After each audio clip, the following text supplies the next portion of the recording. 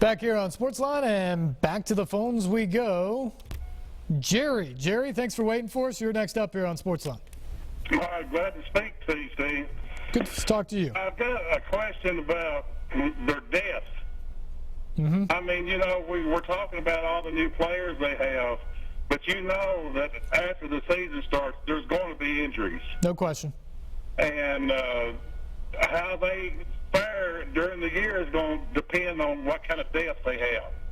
Yeah, and I think, Jerry, it's going to depend a little bit on where those injuries happen, because there's some spots on this team, like I think defensive line is a strength of this team right now, and part of that reason is you got some really good players there like a Jarrell Casey, but you also have some depth. I think your drop-off from the guys who are going to be out there most of the time to the sort of the second-string guys isn't that great there. So other than maybe losing Casey, I think you can absorb an injury or two on the defensive line this year. Maybe the same can be said for linebacker. They've talked a lot about how they've really increased the depth there.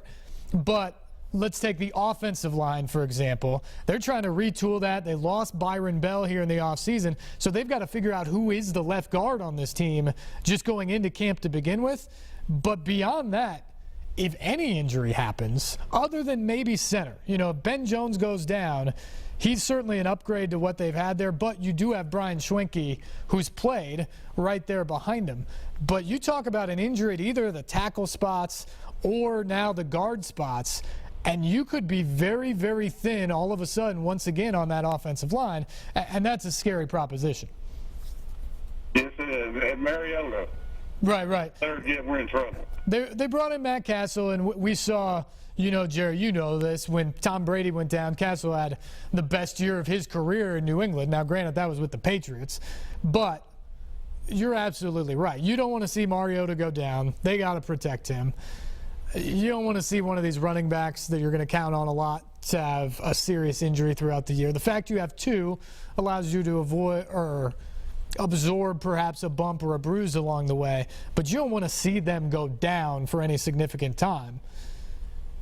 Defense, you're okay. You're okay over there. But, yeah, there's some spots. I think cornerback could be a spot where you worry about the depth on this team. I think offensive line, for sure, you worry about the depth if you have some injuries. And if you have injuries at one of those spots, it could become a very, very long year again because they're just not there yet in terms of quality depth. All right, let's go to David. David, good evening. You're next up here. Yes, last year the offensive line was kind of the weak link of the whole last season in protecting Mariota and the run game. What does this year's offensive line look like with the addition of DeMarcus Murray? Are they going to be able to open up lanes for him and protect Marcus Mariota at the same time? And I'll hang up and listen. Yeah, David, that's certainly going to be the goal, is they're going to try to be a physical smash-mouth team on the offensive line to open up those holes for Murray and for Derrick Henry and to take some of the pressure off of Mariota. That was part of the problem last year. The Titans couldn't run the ball. Then they would get down in games. They'd have to throw the ball, and then Mariota's essentially a sitting duck behind a very average offensive line. They want to shorten games. They want to be more physical, run the football effectively, be in games, tight games where you can run and play action, and it's not just dropping back all the time with the face of your franchise and Mariota. They want all that to be a part of who they are, who the identity of the Titans is this year. Can they do it? We'll find out. There's still certainly some question marks about this offensive line. You've got Taylor Lewan now in his third year at left tackle. We talked about the injury to Byron Bell, so you're looking for a left guard. Quentin Spain probably is the #1 guy on the depth chart as they start camp this week. Schwenke might get some time over there. Jeremiah Patasi is a former draft pick. Will get some looks over there. Sebastian Tritola, who they drafted in the 6th round this year, he's a monster, and he's nasty out of Arkansas. But how quickly can he get up to speed in the NFL game? That'll be an interesting question to get answers to during training camp. Ben Jones, you bring in from Houston. I think that's a big upgrade at center. Chance Warmack, yet another year right guard. He, again, is another first-round pick. And now you draft Jack Conklin on the right side. So there's going to be probably 3 new pieces to this offensive line. And the other 2 pieces are guys who you drafted in the first round, in the top 10 picks, Warmack and Lewan, that you have to hope in year 4 and year 3, respectively, continue to grow and continue to be anchors for what you're trying to do. That's going to be the key. It's clear what the identity is supposed to be. They want to be able to run, they want to be smash mouth, and take the pressure off of Mariota and make it easier for them to protect him. But can this offensive line, this new look and retooled offensive line, accomplish that? We'll find out.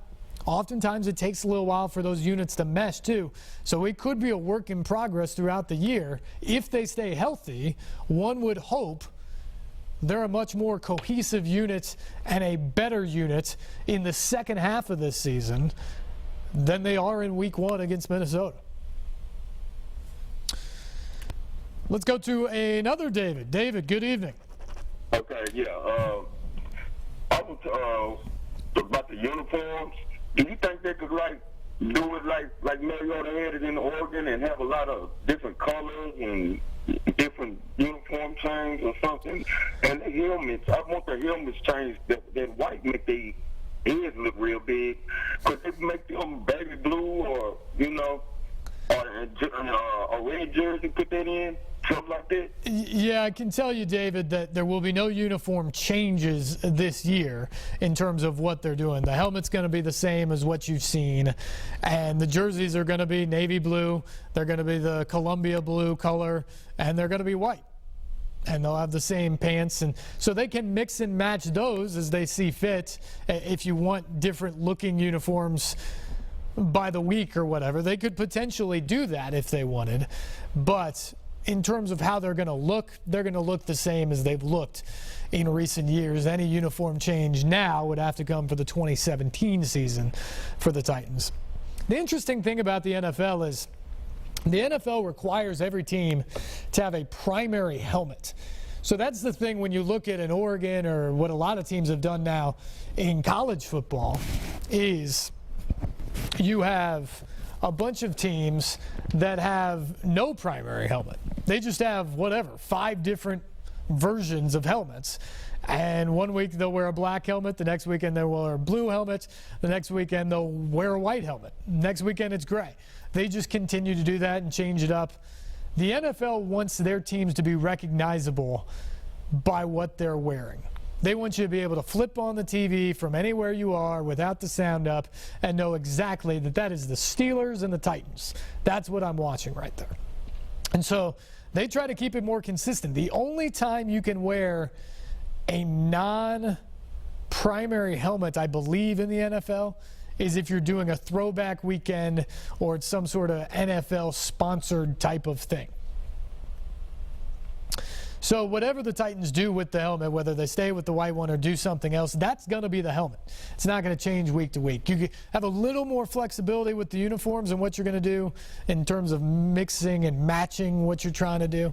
But that's kind of the stories with jerseys in the NFL. They want it consistent. They want to sell those jerseys once you recognize them. And here's the other thing is part of the reason that's so popular in college is the recruiting aspect of it. You bring in a 16 or a 17 or an 18-year-old kid and you're trying to get him to come to your school. Part of the way you do that is by showing him the swag. Saying, hey, come out here to Oregon and look at our 1,784 uniform combinations that we can possibly wear, that you'll never get to wear all of them during your time here on campus. But we'll have all these uniforms and helmets and socks and coats and all those sort of things. And you've seen other schools copy that because Oregon's been very, very successful doing that. In the NFL, you don't have to worry about that. You're not recruiting these guys. You're paying these guys, and you're paying them well. So you don't have to build up what they're wearing in terms of the uniforms. I love what Oregon does. I think their uniforms are almost always a lot of fun, but I don't think you're going to see that trend creep into the NFL, at least as widespread as we've seen it at the college game. All right, we got to take a break. When we come back, we're going to talk a little hockey right after this. Stay tuned. More SportsLine on the way.